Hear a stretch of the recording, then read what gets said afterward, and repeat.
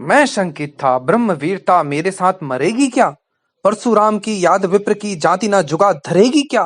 पाकर तुम्हें किंतु इस मन में मेरा हृदय हुआ शीतल। तुम अवश्य ढोगे, मुझ में है जो तेज अनल। जियो जियो, जियो जियो ब्राह्मण कुमार, तुम अजय कीर्ति कमाओगे। एक बार तुम भी धरती को निश्क्षत्रिय कर जाओगे। निश्चय तुम ब्राह्मण कुमार हो, निश्चय निश्चय तुम ब्राह्मण कुमार हो, कवच और कुंडलधारी। तप कर सकते हैं और पिता माता किसके इतने भारी, पिता माता किसके इतने भारी। हेलो दोस्तों, एक बार फिर से आपका स्वागत है Uttarakhand journey to heaven channel में। दोस्तों, रश्मि रथी की इस दिव्य यात्रा में आज हम आपके सामने लेके आए हैं द्वितीय सर्ग का वर्णन। दिनकर जी की इस अमर कृति में कर्ण के जिन भावों, परिस्थितियों, धर्म, गुणों का वर्णन दिखाया गया है, उन्हीं में से एक गुण का वर्णन हम इस अद्भुत से ग्रंथ में देखने को यहाँ पर हम देखेंगे।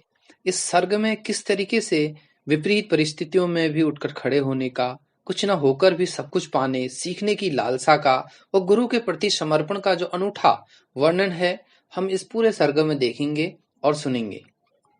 प्रथम सर्ग में जहां पर हमने देखा था कि कर्ण की वीरता, पराक्रम, कौशल को पहली झलक विश्व के सामने देखने को मिली थी और साथ ही सुनाई दी थी अर्जुन को कर्ण की ललकार। जब कर्ण ने पहली बार भरे सभा में यहाँ पर अर्जुन को ललकारा था, तब द्रोणाचार्य की भी चिंताएं काफी बढ़ गई थी कर्ण की ललकार सुनकर। और इससे क्या हुआ है कि कर्ण के लिए भी दुविधा यह बढ़ गई है कि कर्ण जो विश्व का सर्वश्रेष्ठ धुरंधर बनना चाहता है, उसके लिए द्रोणाचार्य ने अपने रास्ते बंद कर दिए हैं। अपनी शिक्षा दीक्षा अगर प्राप्त करना चाहता है कर्ण, तो उसे अब पता लग गया है कि द्रोणाचार्य तो उसे अब शिक्षा दीक्षा नहीं देंगे। तो इसी खोज में वह एक दिन परशुराम जी के आश्रम तक पहुंचा। इस पूरे सर्ग में गुरु शिष्य के प्रेम समर्पण, परशुराम की प्रतिज्ञा क्या थी? प्रतिज्ञा यह थी कि मैं केवल ब्राह्मण कुमारों को ही शिक्षा दीक्षा दूंगा। और किस तरीके से कर्ण ने अपने सीखने की पिपासा में मजबूर होकर झूठ बोलकर यह शिक्षा ली कि मैं ब्राह्मण कुमार हूं। इस झूठ से क्या परिणाम निकला, कैसे यह झूठ इतनी उच्च शिक्षा व दक्षता के बाद भी कर्ण के लिए अभिशाप बनी। पूरे सर्ग में आपको यह सुंदर सा चित्रण और वर्णन।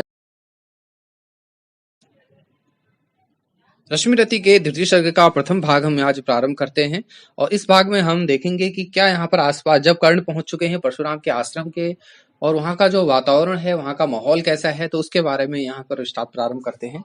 शीतल विरल एक कान शोभित अधिकता के ऊपर, कहीं उत्सव प्रसरण चमकते झरते, कहीं शुभ निर्झर। जहां भूमि समतल सुंदर है, नहीं दिखते हैं पाहन। हरियाली के बीच खड़ा है विस्तृत एक उठज पावन। आस पास कुछ कटे हुए फीले तन खेत सुखाते हैं। ससक मूस गिलहरी कबूतर घूम घूम कड़काते हैं। कुछ तंद्रित अलसित बैठे हैं, कुछ करते शिशु का लेहन, कुछ खाते साकल्य दिखते पुष्ट सारे गोधन। हवा अग्नि से बुझ चुकी, गंध से वायु अभी परमाती है। भीनी भीनी महक प्राण से मादकता पहुंचाती है। धूम धूम चर्चित लगते हैं तरुके शाम छदन कैसे। धूम धूम चर्चित लगते हैं तरुके शाम छदन कैसे। झपक रहे हों शिशु के अलसित कचरारे लोसन जैसे। बैठे हुए सुखद आतप से मृग रोम मंथन करते हैं। वन के जीवन विवर से भार हो विचित्र विचरते हैं। सूख रहे चिवर रसाल की नन्ही झुकी चटनियों टहनियों पर नीचे बिखरे हुए पड़े हैं इंदु चिकने पत्थर। अजनी दर्भ पालस कमल कंडुल और तप के साधन। एक ओर हैं टंगे धनुष द्रोणे तीर बरछे भीषण। चमक रहा तरुणाल पर एक परशु आभा साली कुटी। लोह दंड पर जड़ित पड़ा हो मानो अर्ध अंशु माली। श्रद्धा बढ़ती अंजनी दर्भ पर, परशु देख मन डरता है। युद्ध शिविर या तपोभूमि हो समझ नहीं कुछ पड़ता है। हवनास्त्र कुंड जिसका यह उसमें है क्या है धनुष। जिस मुनि की यह शुरुआ उसकी कैसे हो सकती है तलवार। आई है वीरता तपोवन में क्या पुण्य कमाने को, या संन्यास साधना में है दैहिक शक्ति जगाने को। मन ने तन का सिद्धि यंत्र अथवा शस्त्रों में पाया है। मन ने तन का सिद्धि यंत्र अथवा सिद्धियों में पाया है, या फिर कोई वीर कोई योगी से युक्ति सीखने आया है। परशु और ये तप, परशु और तप ये दोनों वीरों के होते हैं श्रृंगार, क्लिफ को ना तो तप कर सकता है और ना उठा सकता है तलवार। तप से मनुज दिव्य बनता है, षड विकार से लड़ता है, तन की समरभूमि में लेकिन काम खटक ही करता है। किंतु कौन नर तपेष्टित है यहाँ धनुष धरने वाला। क्या देखिए यहाँ पे विरोधाभास आ रहा है। एक तरफ तो आपको आश्रम में देखने को मिल रहा है कि यज्ञ चल रहा है, यज्ञ की आहुतियां जल रही हैं, मंडल है, कमंडल है, और दूसरी तरफ यहाँ पर धनुष रखे हुए हैं, तलवार रखी हुई है, खटक रखी हुई है, और दोनों में विरोधाभास हुआ है कि क्या माना जाए कि यह तपोस्थली है या वीरस्थली है। किंतु कौन नर तपोष्टित है यहाँ धनुष धरने वाला, एक साथ यज्ञाग्नि और असी की पूजा करने वाला। कहता है इतिहास जगत में हुआ एक ही नर ऐसा, रण में कुटिल काल काल जैसा, समक्रोधी तप में महासूरी जैसा। मुख में वेद पीठ पर तर्कस, कर में कठिन कुठार विमल, शाप और शर दोनों ही थे जिस महान ऋषि के संबल। यह कुटीर है उस महामुनि परशुराम बलशाली का, भृगु के परम पुनीत वंशधर व्रति वीर प्रणपाली का। हाँ, वही कर्ण की जांघों पर अपना मस्तर धकर कर सोए हैं तरवर के नीचे आश्रम से किंचित हटकर। पत्थों से छन छन कर मीठी धूप माघ की आती है, पड़ती मुनि की थकी देह पर थकान और मिटाती है। कर्ण मुग्ध हो भक्ति सा जाता है, भाव में मग्न हुआ, कभी जटा पर हाथ फेरता, पीठ कभी सहलाता है। चढ़े नहीं चीटियां बदन पर, पड़े नहीं तृणपात कहीं, कर्ण सजग है उचट जाए गुरुवर की कच्ची नींद नहीं। वृद्ध देह तप से कृश काया, उस पर आयुध संचालन, हाथ पड़ा सर्ब बार देव अश्व यह मेरे कारण। किंतु वृद्ध होने पर भी अंगों में क्षमता कितनी, और रात दिन वो मुझ पर दिखलाते हैं ममता कितनी। गुरु और शिष्य का जो संबंध है कितना करुणामयी, कितना कठोर भी होता है और करुणा भी होता है कि उसको यहाँ पर बरसाने का जो यहाँ पर दिनकर जी ने मार्मिक दर्शन दिया है उसको आप देखिएगा। कहते हैं ओ वत्स पुष्टित भोग तू यदि खाएगा, मेरे शिक्षण की कठोरता को कैसे सह पाएगा। अनुगामी यदि बना तू खान पान में भी मेरा, सूख जाएगा लहू बचेगा हड्डी भर ढांचा तेरा। जरा सोच कितनी कठोरता से मैं तुझे चलाता हूँ, और नहीं तो एक पाव दिन भर में रक्त जलाता हूँ। इसकी पूर्ति कहाँ से होगी अगर तू सन्यासी बने, इसकी पूर्ति कहाँ से होगी बने अगर तू सन्यासी। इस प्रकार तो चबा जाएगी तुझे भूख सत्यानाशी। पत्थर सी हो मांसपेशियां लोह दंड अभय से भुज, नस नस में हो लहर आग सी तभी जवानी पाती जय। विप्र हुआ तो क्या रखेगा रोक अभी से खाने पर, कर लेना घनघोर तपस्या वै चतुर्थ के आने पर। ब्राह्मण का है धर्म त्याग, पर क्या बालक भी त्यागी हो। जन्म सात सिल्लोचित के ही क्या वह अनुरागी हो। क्या विचित्र रचना समाज की, ग्रह ज्ञान ब्राह्मण घर में, मोती वर्षा वैश्य वैश्य में, पड़ा खड़क छत्री कर में। खड़क होता बड़ा उद्दित है, उद्धत होते हैं राजे, इसीलिए तो सदा बनाते हैं वे रण के बाजे। और करे ब्रह्मा ज्ञानी ब्राह्मणी क्या, और करे ज्ञानी ब्राह्मण क्या, असी विहीन मन डरता है। राजा देता मान भूप का वह भी आदर करता है। सुनता कौन यहाँ ब्राह्मण की, करते सब अपने मन की। डूबो रहे सोनित में भूणों को भूखी पिपासा रण की, और रण भी किस लिए।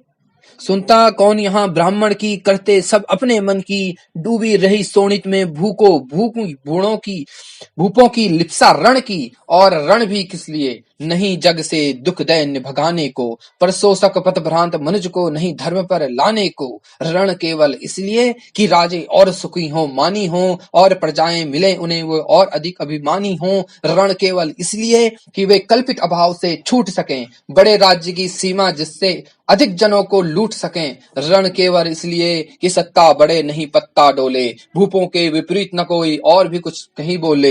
ज्यों ज्यों मिलती विजय अहम नरपति का बढ़ता है, ज्यों ज्यों मिलती विजय अहम नरपति का बढ़ता है, और जोर से वह समाज के सिर पर चढ़ता जाता है। अब तो यह दशा की कि जो कुछ है वह राजा का बल है। ब्राह्मण खड़ा सामने केवल शंख गंगा जल है। कहाँ तेज ब्राह्मण में अविवेकी राजा को रोक सके। धरे कुपथ पर कभी जभी पांव वह तक्षण उसको टोक सके। और कहे भी तो ब्राह्मण की बात कौन सुन पाता है। यहाँ रोज राजा ब्राह्मण को अपमानित करवाता है। चलती नहीं जहां पंडित की यहाँ चलती तपस्वी की, चलती नहीं यहाँ पंडित की चलती नहीं तपस्वी की। जय पुकारती प्रजा रात दिन राजा यशस्वी की। सिर था जो सारे समाज का वही अनादर पाता है। जो भी खिलता फूल फुजा के ऊपर चढ़ता जाता है। चारों ओर लोभ की ज्वाला, चारों ओर भोग की जय। पाप पल निश्चय धसी जा रही, धरा पल पर से दबी। जब तक भोगी भूप राजाओं के नेता कहलाएंगे, ज्ञान त्याग तब नहीं श्रेष्ठता का जब तक पद पाएंगे। अश्वानुन से हीन दीनता में जीवन धरने वाला, सहकर भी अपमान मनुष्यता की चिंता करने वाला।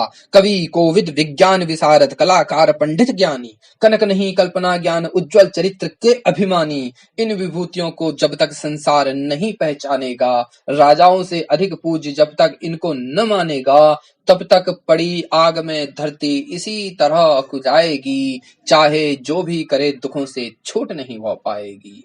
थकी जीव समझा कर गहरी लगी ठेस अभिलाषा को, भू समझता ही नहीं कुछ और खड़क की छोड़ खड़क की भाषा को।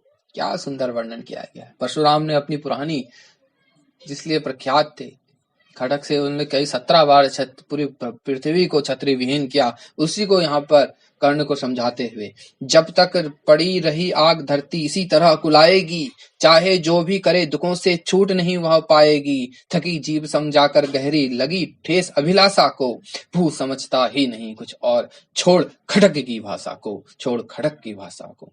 रोक टोक से नहीं सुनेगा नृप समाज अविचारी है, गृवागर निष्ठुर कुठार यह मनानंद अधिकारी है। इसीलिए तो मैं कहता हूँ, अरे ज्ञानियों ढुक खड़क धरो, हर न सका जिसको कोई भी, भूखा वह तुम त्रास हरो। नित्य कहा करते हो गुरुवर खड़क महाभयकारी है, नित्य कहा करते हो गुरुवर खड़क महाभयकारी है। इसे उठाने का जग में हर कोई नहीं अधिकारी है। वही उठा सकता है इसको जो कठोर हो कोमल भी, जिसमें हो धीरता वीरता और तपस्या का बल भी। वीर वही है जो शत्रु के पर जब भी खटक उठाता है, मानवता के महागुणों की सत्ता भूल न जाता है। सीमित जो रखे इस खड़क को पास उसी को आने दो, सीमित जो रखे खड़क को पास उसी को आने दो। विप्र जाति के सिवा किसी को मत तलवार उठाने दो।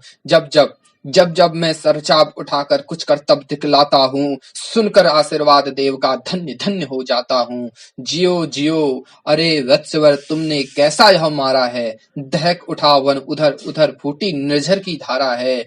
मैं शंकित था ब्रह्मा वीरता मेरे साथ ही मर जाएगी क्या, मैं शंकित था ब्रह्म वीरता मेरे साथ ही मर जाएगी क्या। परशुराम की याद विप्र की जाति जुगा न धर पाएगी क्या। पाकर तुम्हें किंतु इस वन में मेरा हृदय हुआ शीतल, तुम अवश्य ढोगे उसको मुझ में जो है तेज अनल। जियो जियो हे ब्राह्मण कुमार। कर्ण को अपनी ही तरह ही पाकर उसके तेज प्रकाश को भांप कर गुरु ने यहाँ पर जो उसको अभिलेख साधुवाद दे रहे हैं, वो किस तरीके से है कि जियो जियो ब्राह्मण कुमार तुम अक्षय कीर्ति कमाओगे। एक बार तुम भी धरती को निक्षत्रिय कर जाओगे। निश्चय तुम ब्राह्मण कुमार हो, कवच और कुंडल धारी, तब कर सकते और पिता माता किसके इतना भारी। तो द्वितीय सर्ग का यह प्रथम भाग यहीं पर समाप्त होता है। अगर आप हमारे चैनल पर नए आए हैं और आपने प्रथम भाग नहीं सुना है तो उसको भी सुनिएगा। बहुत ही रोमांचकारी ये पूरी की पूरी श्रृंखला होने वाली है, सीरीज होने वाली है। बहुत ही सुंदर वर्णन किया गया है यहाँ पर राष्ट्रकवि दिनकर जी के द्वारा। आगे हम अपने जो सर्ग हैं उसे पूरा का पूरा आपको पूरी की पूरी श्रृंखला, पूरी रश्मिवृत्ति की जो यात्रा है पूरी की पूरी कराएंगे। तो चैनल में नए आए हैं तो लाइक सब्सक्राइब करना ना भूलें। धन्यवाद।